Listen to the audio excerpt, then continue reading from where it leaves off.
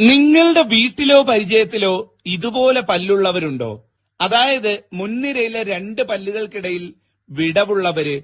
ഇങ്ങനെയുള്ളവർ ലക്ഷണശാസ്ത്രപ്രകാരം സാധാരണ മനുഷ്യരല്ല, വളരെയധികം പ്രത്യേകതകളുള്ളവരായിട്ടാണ് കരുതപ്പെടുന്നത്. അവരെ പറ്റിയാണ് ഇന്ന് പറയുന്നത്.